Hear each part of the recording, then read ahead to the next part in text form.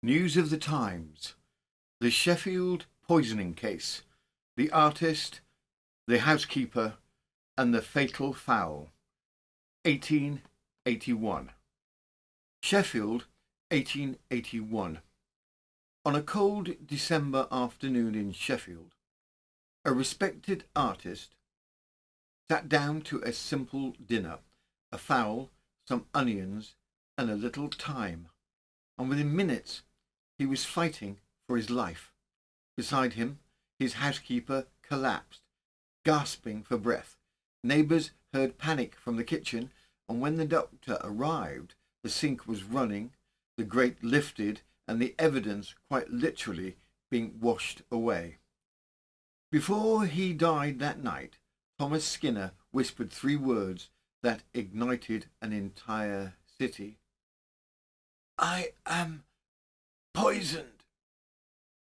But the real mystery had only just begun. Was the fowl itself tainted? Was the stuffing to blame? Did his housekeeper truly swallow poison, or was it merely theatrics? And why had she bought arsenic the night before? This is not simply a murder case. It is a story of Victorian science pushed to its limits, of conflicting medical testimony, of gossip, suspicion, and the dangers of arsenic in an era when beauty, medicine, and death were all sold over the counter. Today we return to Sheffield in 1881 to the strange death of Dr. Thomas Skinner, the accusations that tore through Heeley and Highfield, and the forensic mystery that baffled even the experts. And in today's end of segment further particulars, if you assume Victorian congregations sat in perfect, prayerful silence, our next tale may nudge that notion off its pew. It features one man, a crowded pew, and a snore of such biblical proportions that the beadle considered it a personal trial sent from above. A cautionary tale about the dangers of attending church whilst tired, tipsy, or both. But before we continue, in the 1880s approval was shown with a dignified nod. But here on YouTube, alas, the algorithm requires a bit more enthusiasm. If you'd be so kind as to press like or share the episode with a friend, it signals to our digital overlord that this tale is worth passing on, without requiring anyone to don a bonnet or raise a handkerchief. Thank you kindly for the support. So, now settle yourself comfortably and prepare to be carried back to northern England in the winter of 1881, a smoky, industrious corner of the north of England where a single December dinner would spark one of the strangest mysteries of its age. Sheffield in 1881 was a city alive with industry. The clang of forges, the glow of furnaces, the rasp of metal on stone. A proud northern city built on skill, stubbornness, and the belief that hard work shaped not only steel, but lives. Its streets were lined with workshops and terraced houses. Its people were direct, practical, and fiercely loyal to their own. Amongst its craftsmen, few were held in higher regard than one of Sheffield's own, the artist and etcher Thomas Skinner. Thomas Skinner was, in many ways, the embodiment of Sheffield's spirit. Born and raised in the city, he began as a cutler before turning his inventive mind to industrial art, and by the 1840s he had become a local marvel, a craftsman with an innovator's imagination. His greatest achievement was a new method of transferring ornamental designs onto steel using acids.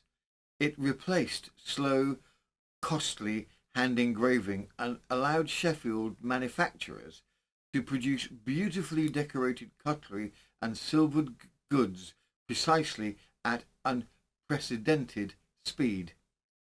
The city honoured him, the nobility, gentry, merchants and manufacturers presented him with a gold watch, although Skinner often lamented that his invention enriched others far more than himself. In later years he turned to painting, producing well-regarded oils, sensitive to criticism and never as celebrated as he deserves. He remained locally known as a man of intelligence, ingenuity and quite brilliant. On a personal level, opinions varied. Some whispered he enjoyed a drop too much. Others dismissed this, calling him a man of refined habits. It was also said he had an eye for the ladies. But his former housekeeper of many years insisted she never saw a hint of impropriety. And so, on the morning of the 8th of December, Sheffield opened its newspapers to a shock. Their local innovator, their craftsman inventor, their proud native son was dead under circumstances so sudden and strange that rumour took hold before the ink on the pages was dry. From the Sheffield Daily Telegraph, the 8th of December, 1881. Mysterious death in Sheffield. Supposed poisoning of an artist and his housekeeper. The death of an etcher and artist named Mr. Thomas Skinner, residing at 24 Glover Road in Lowfield, and the illness of his housekeeper, a young woman named Miss Kate Dover, who lives with her parents at number 4 Thirlwell Terrace in Heeley, are to some extent shrouded in mystery. The deceased gentleman was apparently in his usual health on Tuesday morning, but whilst he and his housekeeper were partaking of their midday meal, they were suddenly seized with violent burning and tickling sensations in the throat, symptomatic of poisoning. Miss Dover, it appears, had purchased for dinner a fowl from the shop of Mr. Cook, game dealer, of London Road. She prepared and cooked it herself, the only ingredients used being onions and thyme. The housekeeper dined with Mr. Skinner, the former being first to complain of feeling unwell.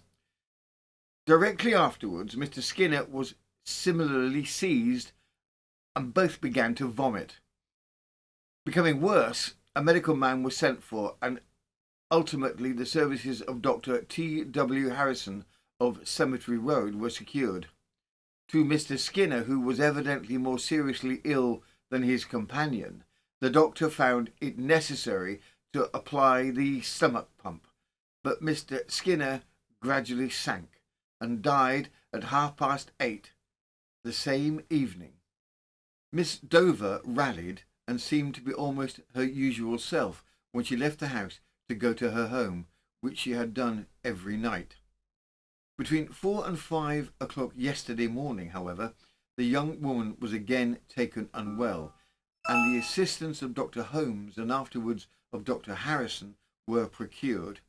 It was rumoured that she was so ill that her death was momentarily expected, but this turned out to be false.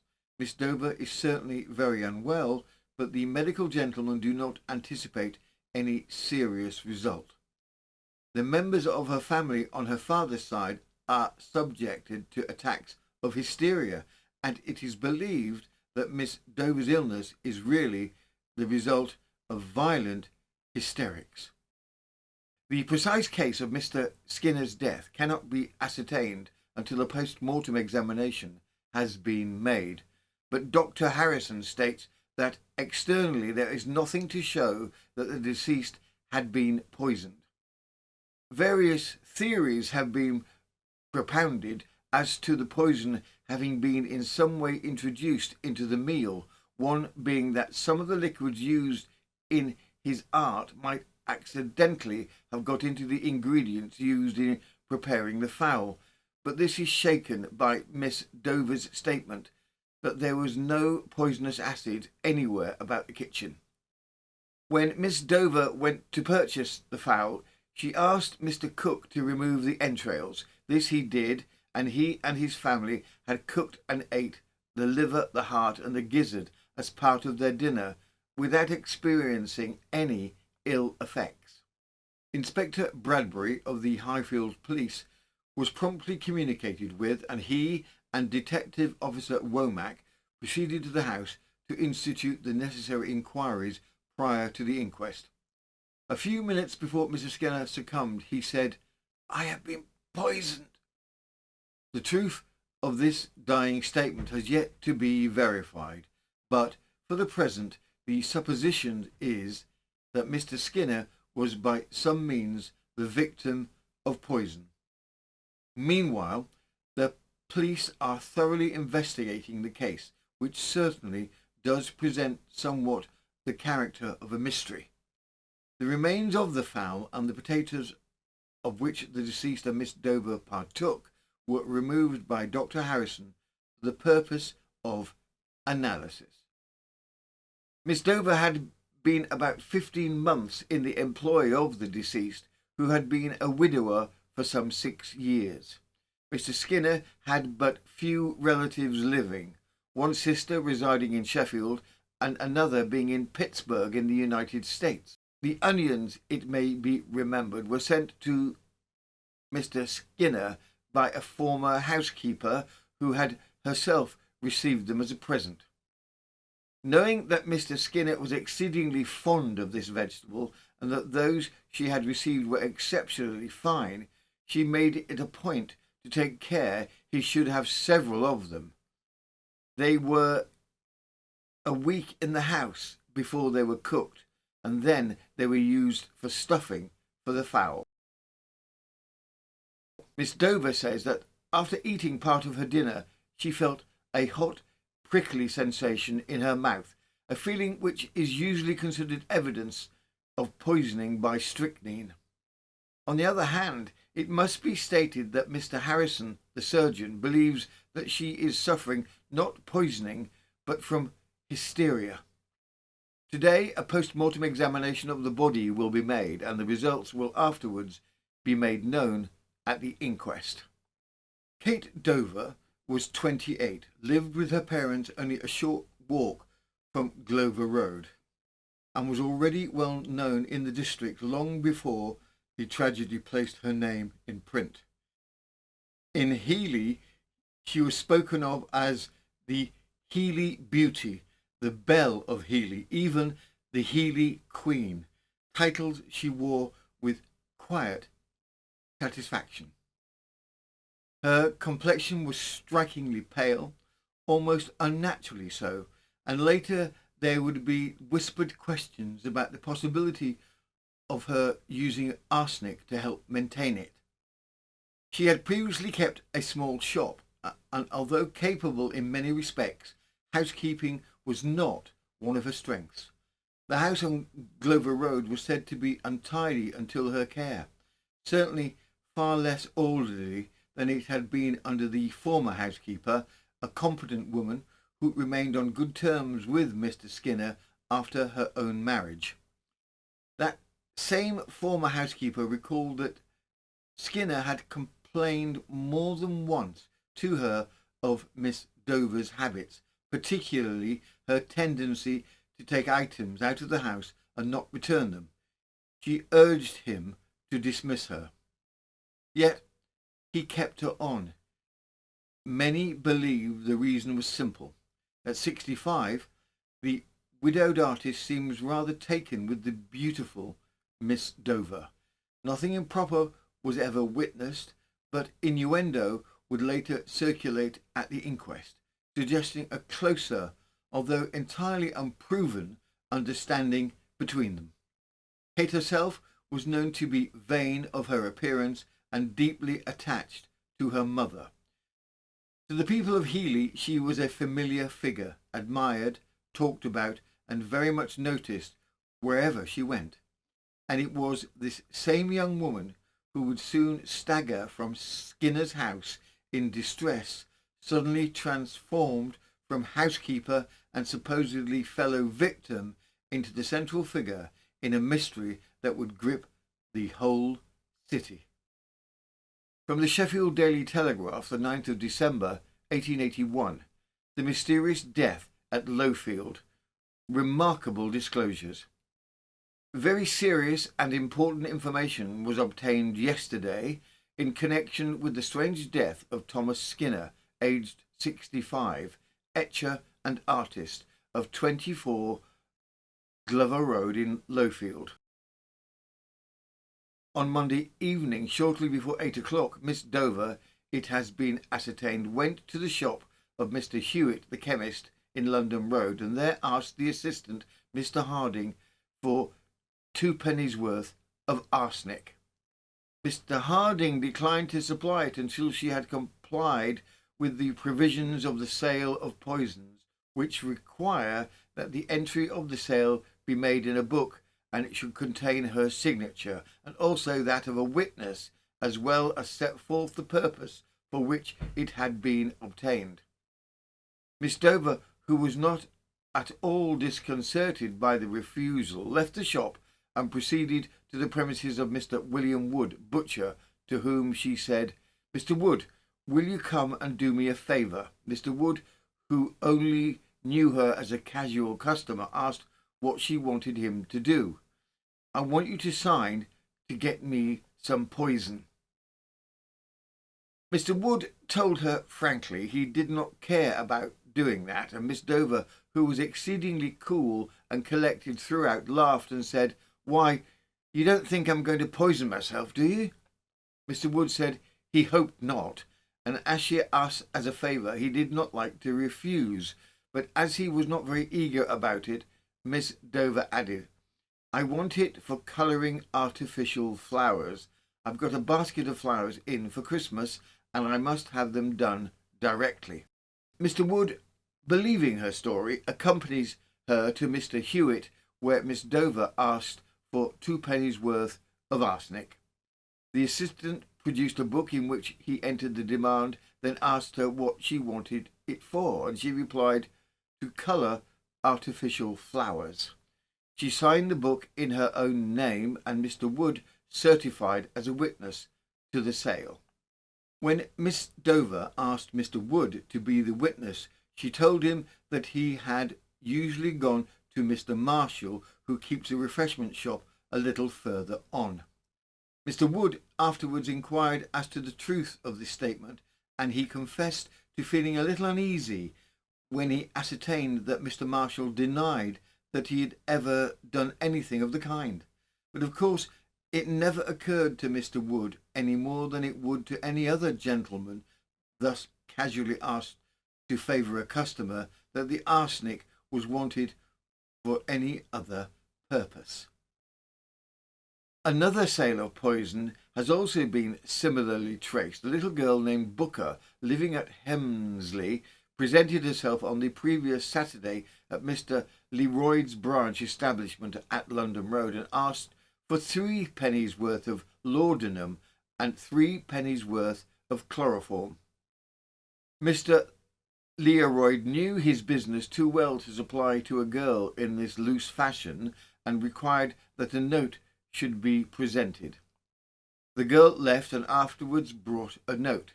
It is alleged from Miss Dover, who, it is further asserted, stated that she wanted the laudanum because she had then a tic. Mr. Leroyd, we are informed, has this note, which will no doubt be produced in due time. The little girl, having been supplied with what she asked for, returned to Miss Dover, who gave her a penny for fetching the poison. Under these circumstances, the police felt it their duty to exercise strict surveillance over Miss Dover, and whenever she has sufficiently recovered from her present illness, she will be arrested. One thing is very clear.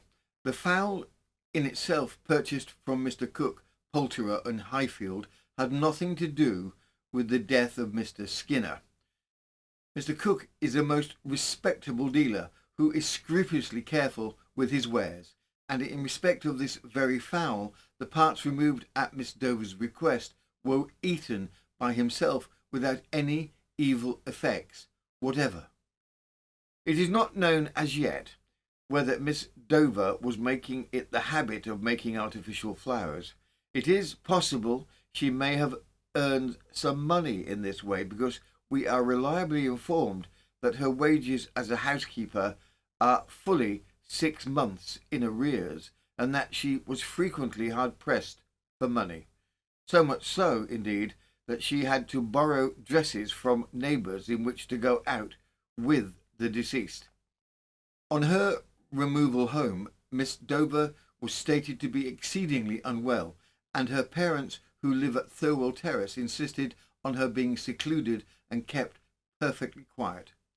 Toward evening, however, she had considerably recovered, and was able to converse freely with Mr. Harrison, the surgeon in attendance.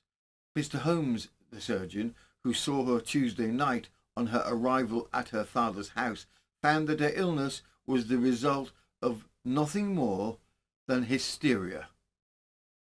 A domestic named Guest, who is in the employ of Mrs. Simmons of 26 Glover Road, stated that on Tuesday evening she was sent to help in attending Mr. Skinner.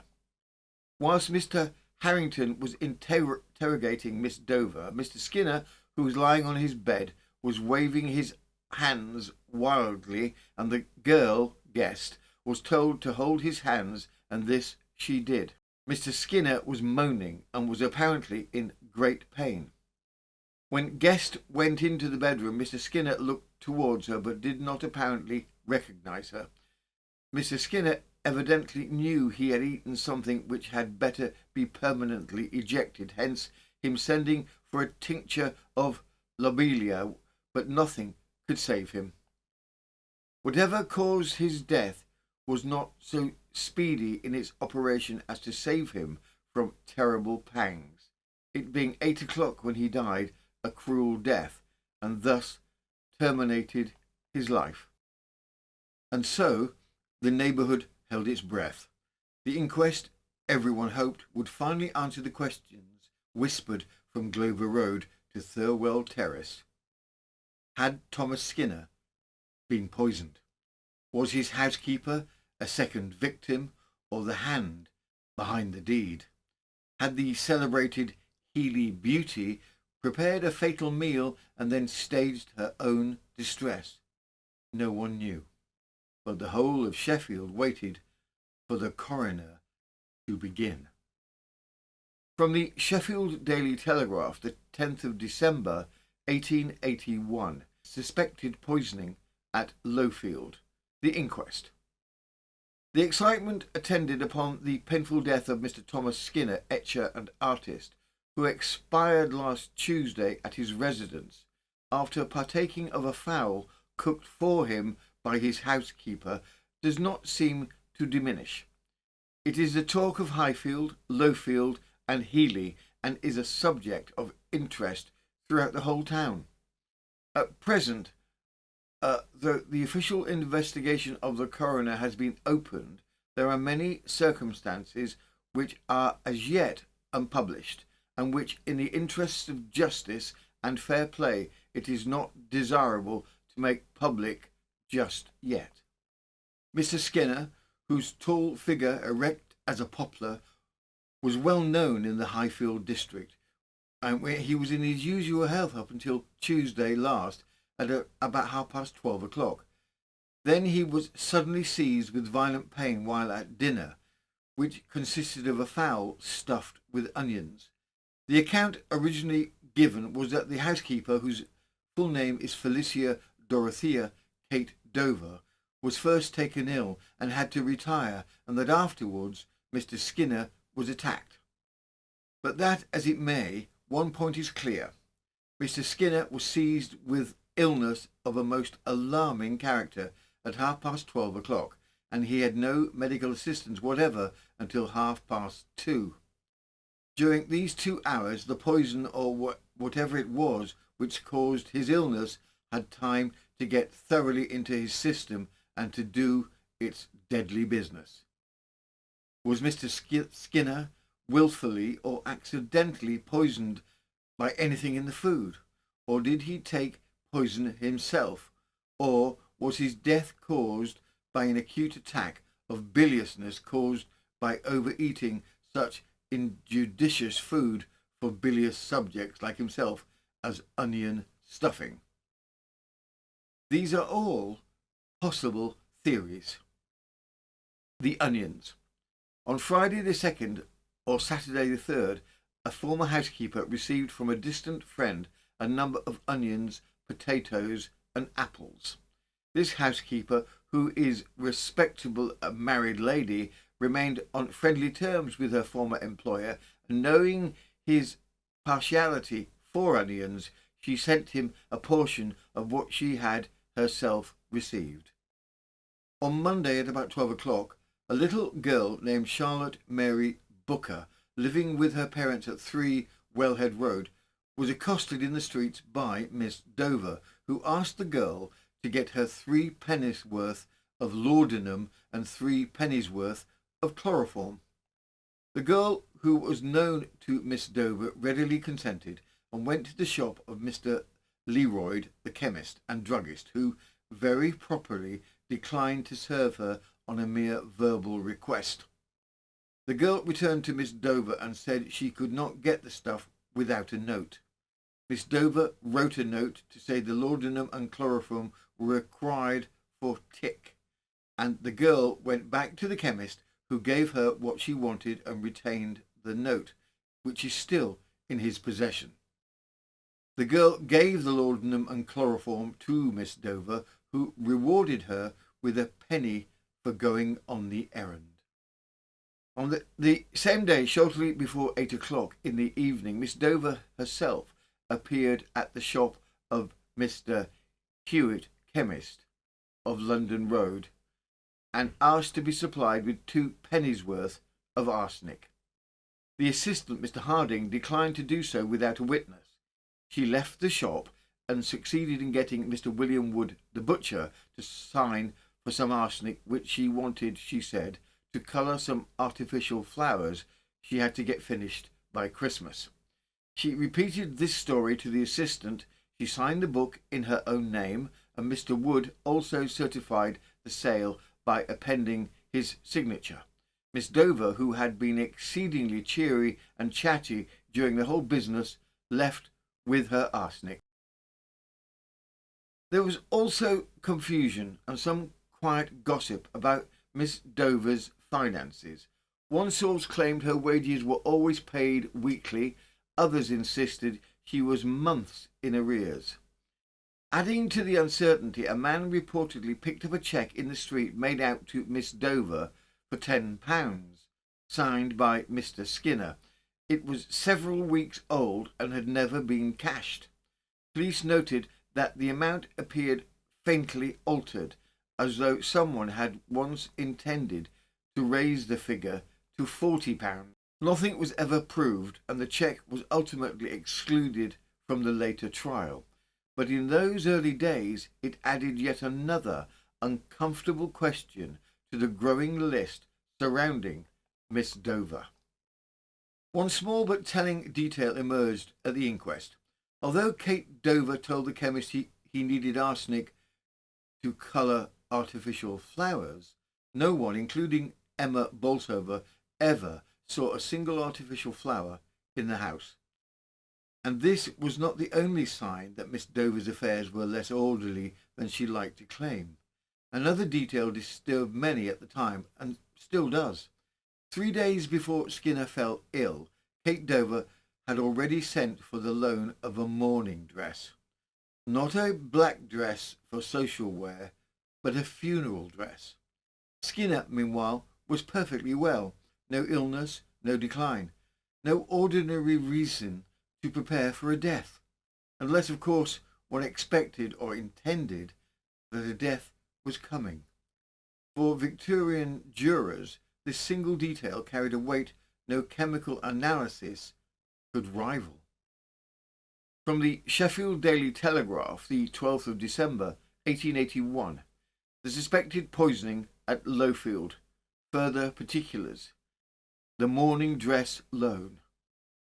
Shortly after midnight on the 3rd inst, Miss Dover sent to Mrs. Harrison's mother, Mrs. Denton, who carried on a newsagent's job in London Road, asked her if her daughter would lend her a black dress in which she could attend a funeral.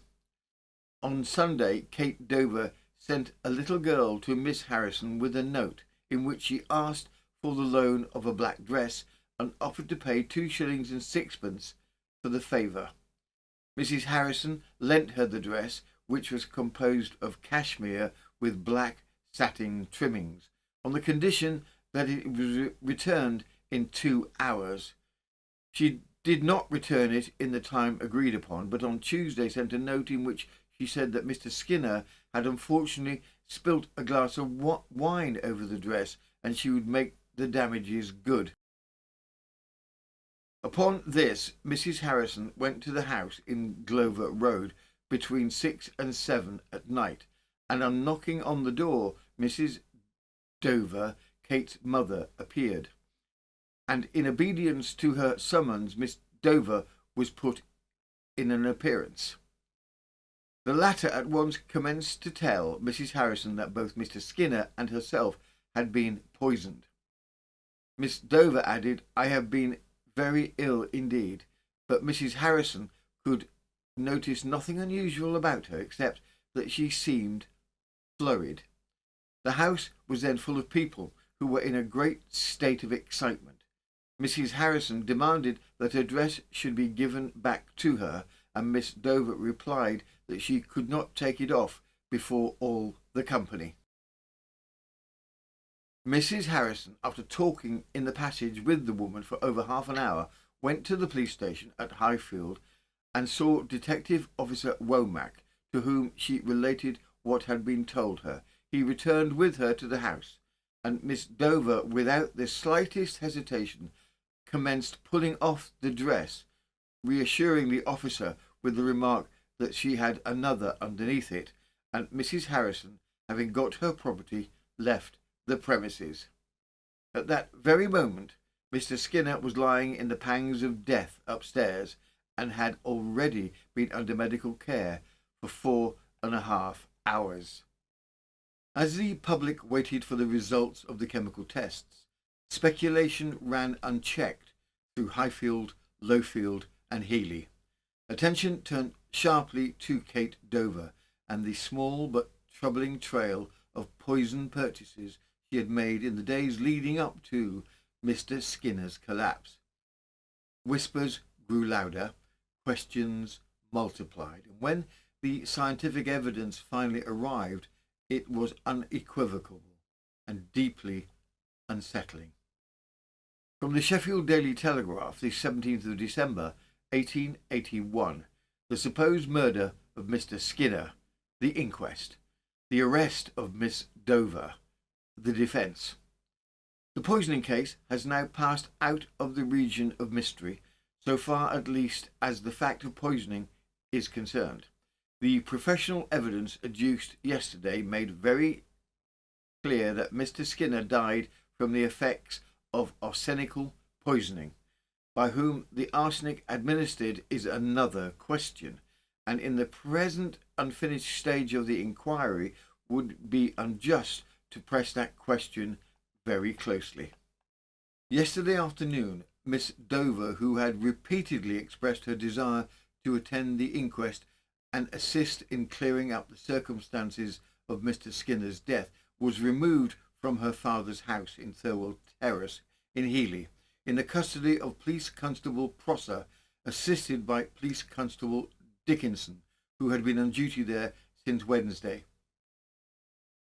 Word quickly spread through Heeley that she was to be taken to Highfield Police Station, and a considerable crowd gathered to watch her leave the house and step into the cab waiting at the door. She was accompanied by her mother, Mrs. Dover, who remained with her during the afternoon at Highfield, where Miss Dover was kept pending the results of the inquest. She was not placed in a cell, but remained in the private rooms attached to the station.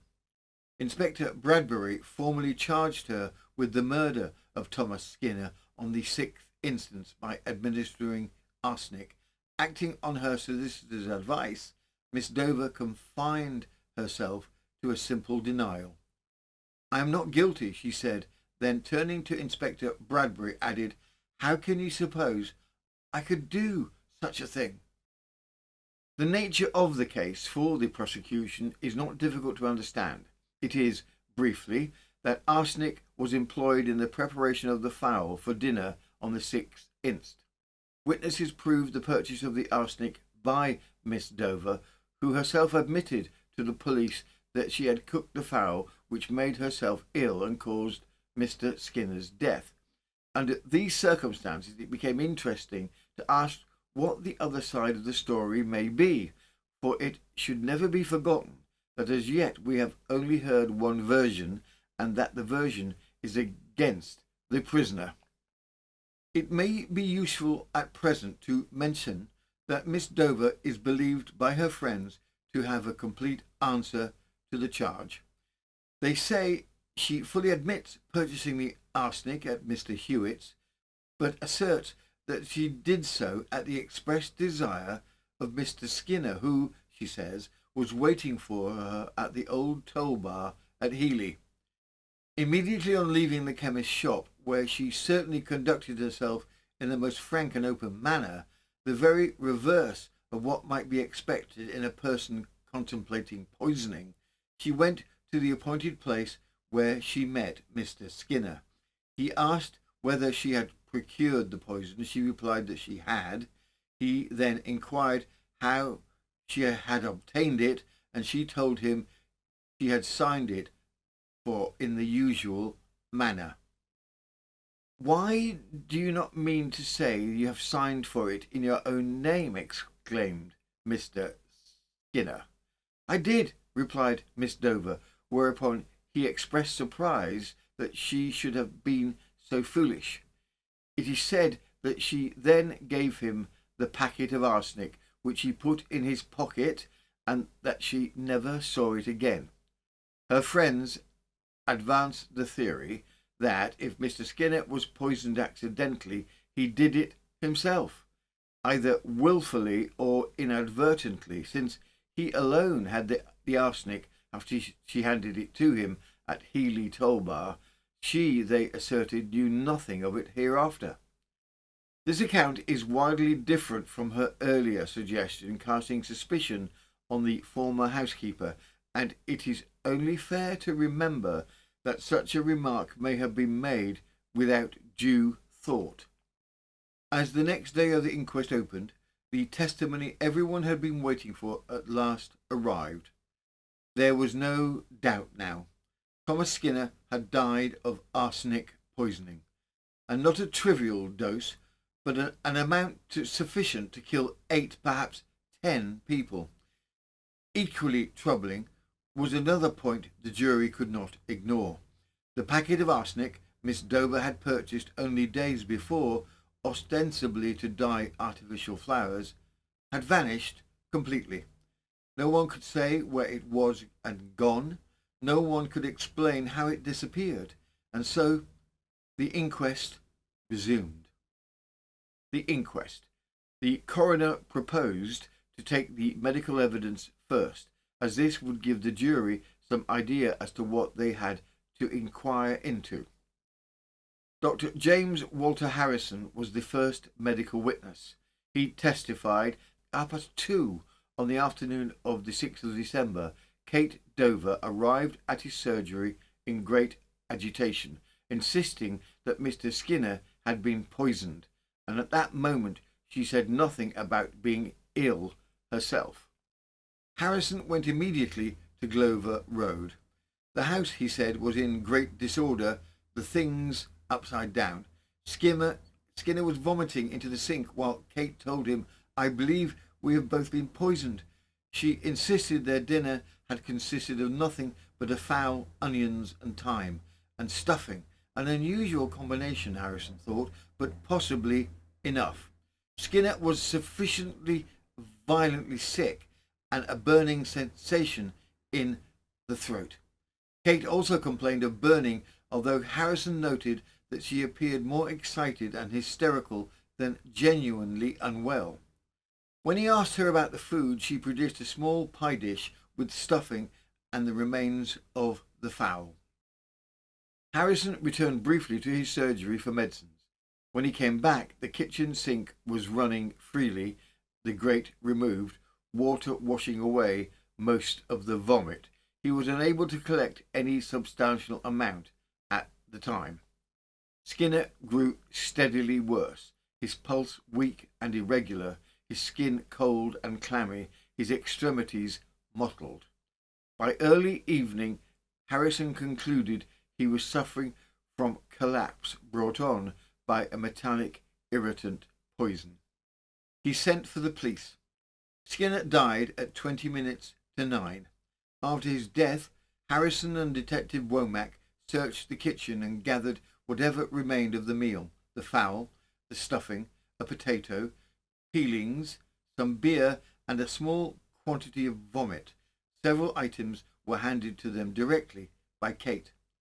The following morning, Harrison conducted the post-mortem. The stomach, he said, was deeply congested, its interior of a crimson port wine colour and velvety appearance, with a similar inflammation throughout the intestines, unmistakable signs of a violent irritant. Asked for his professional opinion, Harrison stated plainly that the symptoms in life and the findings after death were consistent with death from arsenic. The next witness was Mr. Alfred Henry Allen, Sheffield's borough analyst, a respected chemist whose findings would remove any remaining doubt about the nature of Skinner's death. Allen explained that on the night of the 10th of December, Inspector Bradbury brought him a series of items from Glover Road: portions of the fowl, the stuffing, stomach contents, vomit, and other material. Each was subjected to detailed chemical analysis. The results were decisive. Even when testing only 1/6 of Skinner's stomach and its contents, Allen found arsenic in an amount that, scaled to the whole, equalled nearly 8 grains of white arsenic.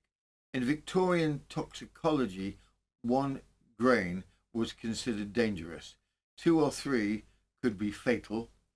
Skinner had swallowed enough arsenic to kill 8 to 10 people. Allen also detected plenty of arsenic throughout the intestines, likely more, he said, than in the stomach sample alone. Traces appeared even in 10 drops of urine, and a considerable quantity was found in the bottle of vomit and excreta. He then examined the fowl and the onions. Both were entirely free of arsenic, ruling out accidental contamination from the poultry or the vegetables.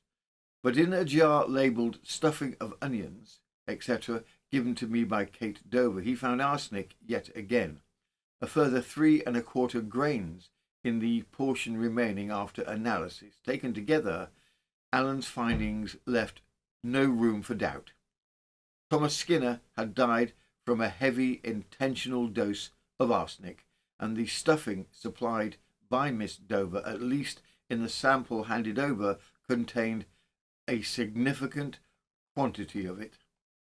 As the inquest continued, the parade of witnesses grew.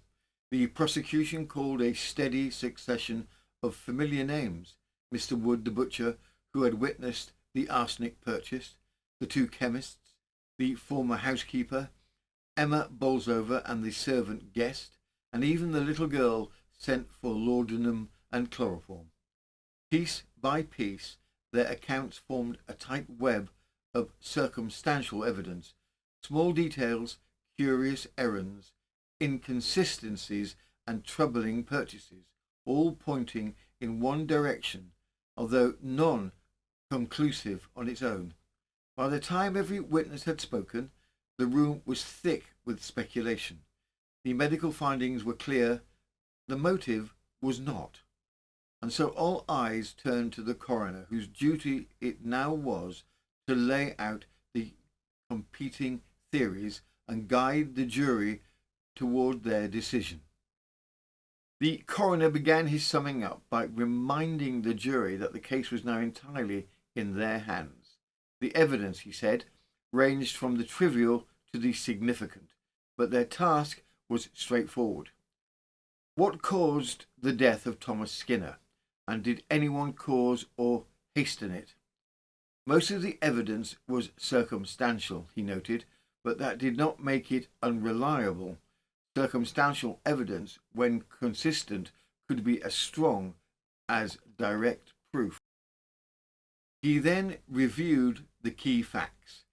Mrs. Jones, Thomas Skinner's long-standing housekeeper, Mrs. Jones, left his service after Skinner became acquainted with the young and striking Kate Dover. Mrs. Jones insisted she left on good terms with Thomas Skinner and felt no ill toward Miss Dover, but she did not like her. She warned Skinner about Kate's carelessness and borrowing habits. There was no dispute that Kate Dover purchased arsenic shortly before Skinner's death. She also obtained laudanum, carmine, and chloroform, but the coroner directed the jury to concern themselves only with the arsenic, and the doctors agreed that if poison was used, it was arsenic and nothing else. On the day Skinner died, he and Kate ate a fowl she had prepared. Its contents told a very clear story. No arsenic in the fowl, no arsenic in the onions, no arsenic in the potatoes themselves, but arsenic on the outside of the potatoes and a significant amount inside the stuffing. The jury, he said, must now decide how that arsenic entered the food. Kate Dover had bought the poison. Kate Dover had prepared every part of the meal, and multiple witnesses confirmed that Skinner did not cook, peel, or stuff anything. There was also the curious detail that she asked the new servant girl whether she liked fowl, and when the girl said no, gave her money to buy a chop. The potato served to the girl was half raw and discarded, a fact the coroner might be said of importance. And then there was the missing packet of arsenic. Kate bought it after Skinner's death. It vanished. The coroner addressed the defence claim next. If the jury believed Kate's later claim that she had given the packet to Skinner at the Heeley toll bar, then they must ask, why would Skinner put arsenic in his own food? And how would he have introduced it only to the stuffing? And where was the remainder of the packet? There was no evidence at all that Skinner had handled arsenic. If, on the other hand, the arsenic was introduced by Kate Dover deliberately, carelessly, or through some reckless experiment, then the legal consequences were clear. If she intended to make Skinner ill or jealous, it was still murder.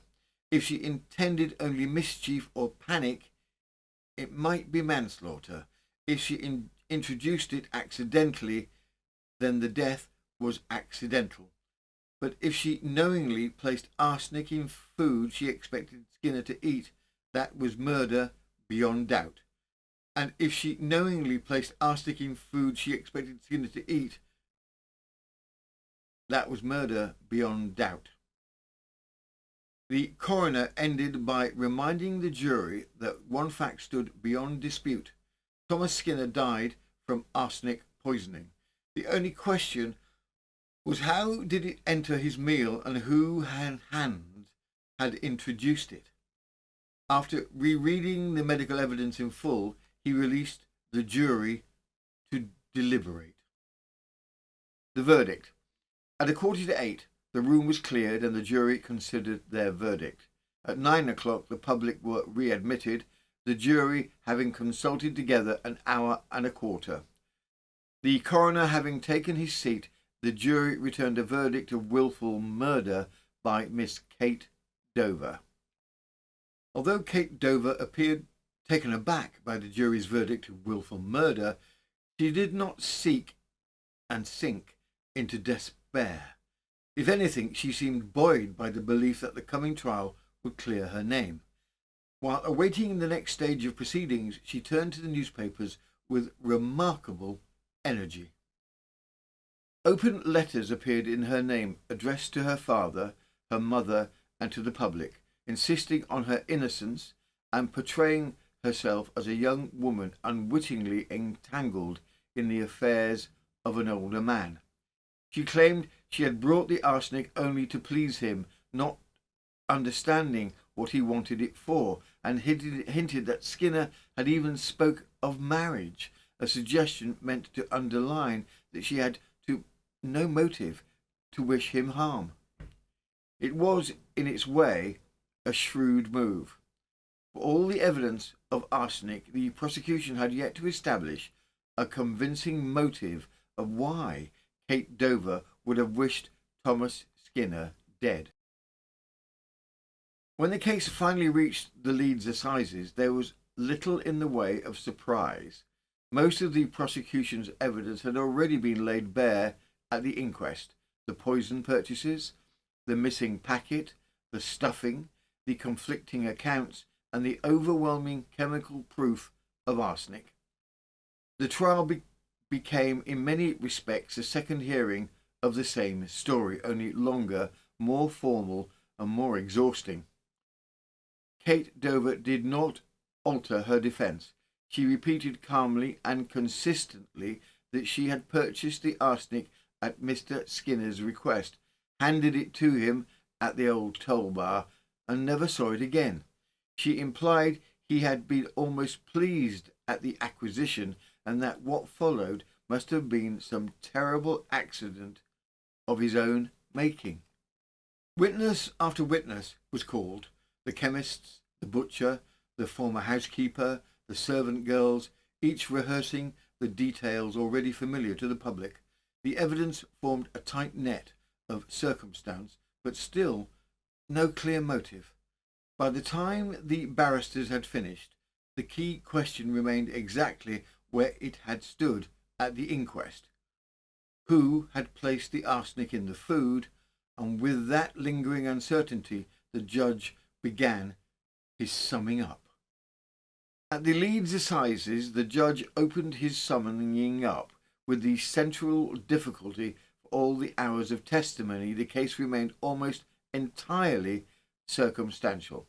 The medical evidence was beyond doubt. Thomas Skinner had died from a large and deliberate dose of arsenic, but who had placed it in the food was another question altogether. It reminded the jury that the evidence about Skinner's health before the fatal meal was contradictory. Some witnesses had seen him jolly the night before, others said he looked pale. Kate herself claimed he had been drinking heavily for a week. None of it, the judge said, proved anything decisive. What did matter was the purchase of arsenic. Kate Dover's explanation that she needed it to colour artificial flowers was plainly untrue. While arsenic colours nothing, and no one had ever seen artificial flowers in the house, the judge told the jury that this false explanation was a point demanding careful thought. The defence argued that she had bought the poison openly, signing in her own name, but the judge noted that the chemist already knew where she lived. Openness alone did not erase suspicion. The stuffing was another key issue. Witnesses agreed that the fowl and the stuffing were cooked in the same tin. If the arsenic was in the stuffing but not the fowl, he said, then it must have been placed with considerable precision, enough to poison Skinner without poisoning Kate to the same extent. If she took a small amount herself, the jury must consider why: mistake, mimicry, or misdirection. He reminded them that Dr. Harrison's impressions of Kate's illness were not entirely clear.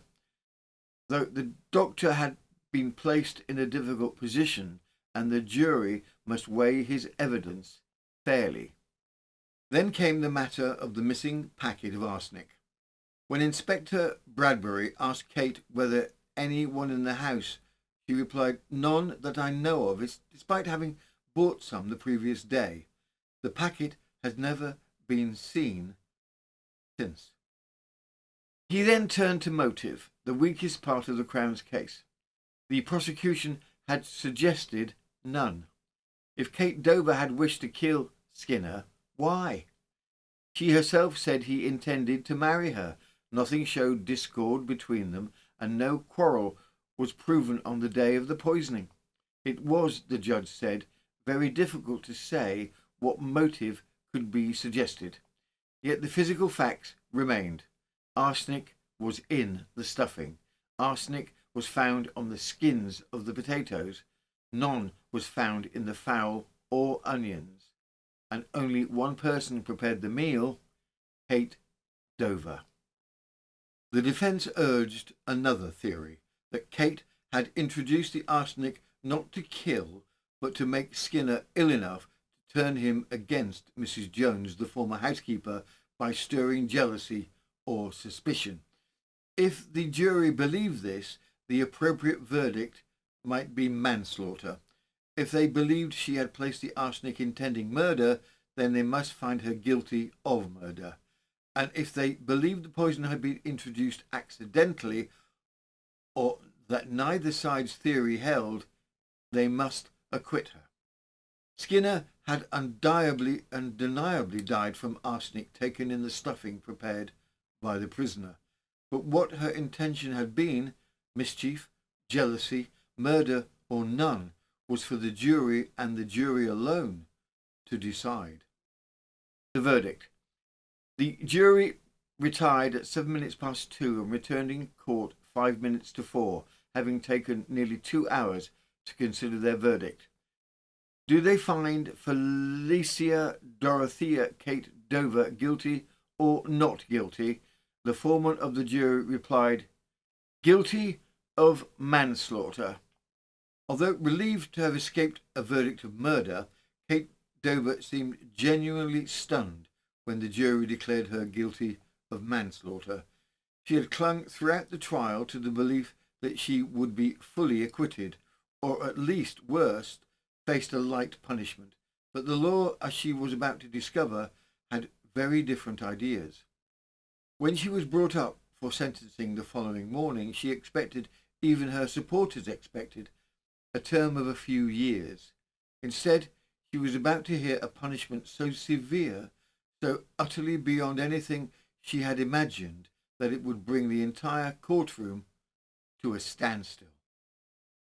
From the Sheffield Daily Telegraph, the 9th of February, 1882, sentence of penal servitude for life. Yesterday, the final act in the sensational drama in real life, which opened in Glover Road, Lowfield in Sheffield, was brought to a conclusion in the Crown Court of the West Riding Assizes, held in the Town Hall in Leeds, when Dorothea Kate Dover, who on the previous day had been found guilty of the manslaughter of Thomas Skinner, an artist and etcher, by administering to him a large dose of virulent poison known as arsenic, was brought up to receive sentence at the hand of Mr. Justice Cave. His lordship took his seat exactly at past 10 o'clock, and then, usual preliminaries over, the clerk at once called out, "Put up Kate Dover," a direction which created a considerable sensation and caused a general craning of necks toward the dock. A lapse of about 3 minutes occurred before Kate Dover, clutching the handrail, ascended with weak and faltering steps to the dock. Staggering to the railing and facing the judge, who sat clad in scarlet and ermine, ready to pronounce upon her the dread sentence of the law. She was attired exactly in the same manner as during the trial, but did not wear a veil, so that her pallid and tear-stained face was plainly seen. Holding fast with both hands to the railing, and presenting all the appearances of the deepest dejection, she stood for almost a minute awaiting.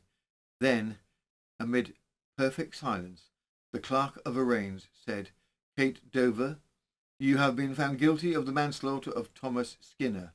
Have you anything to say as to why sentence should not be passed upon you?" Her lips moved convulsively, but no sound came from them, and his, accepting her silence as a negative, said quickly, although in solemn tones which touched the hearts of all, "Kate Dover, the jury adopted a view which was presently to them by your learned counsel, and they found you guilty of manslaughter. But the circumstances of your offence are so grave and so atrocious that they are separated but by a very thin line from the offence of murder. Under these circumstances, I must pass upon you the heaviest in my power, that is, penal servitude for life." This sentence produced a profound sensation in court, and a loud murmur of surprise and pity arose.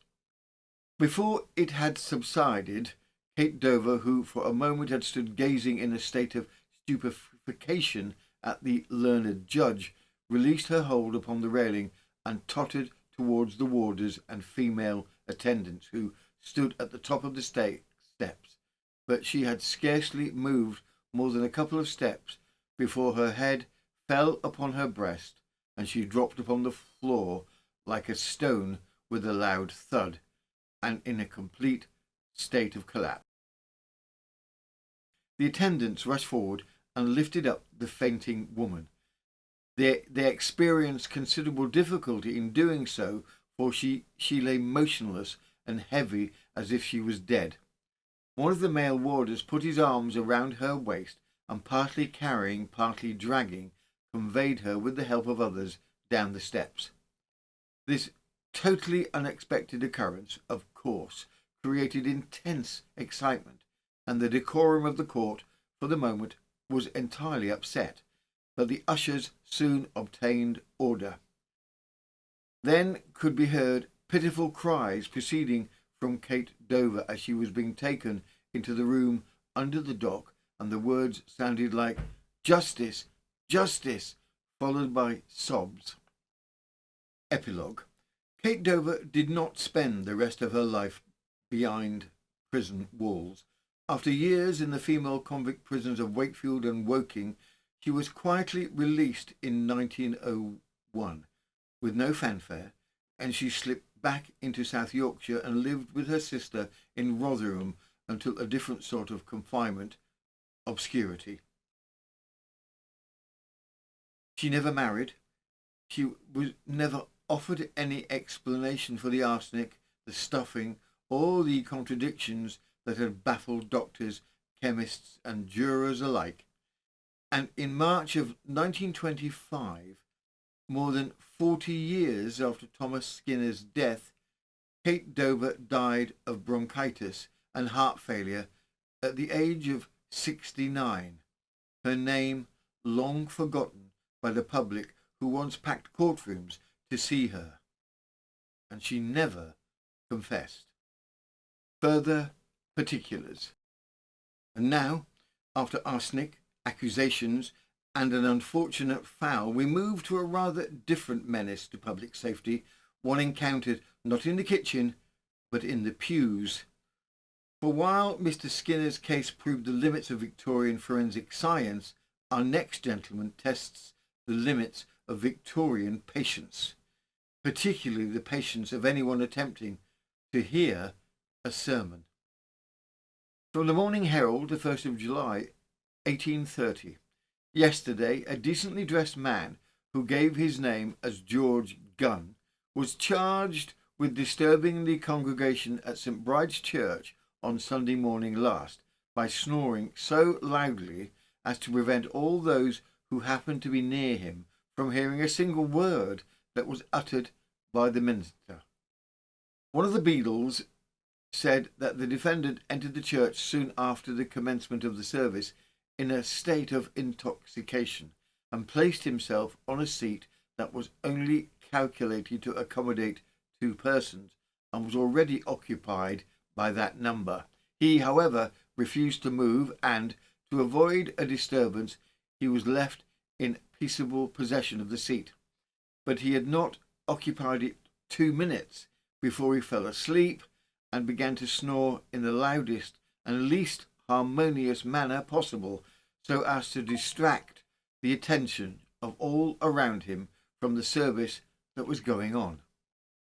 He made several attempts to rouse him, but with very indifferent success, and he was at last obliged to station himself at his elbow and continue walking him from time to time, in order, if possible, to prevent him from seriously annoying the congregation.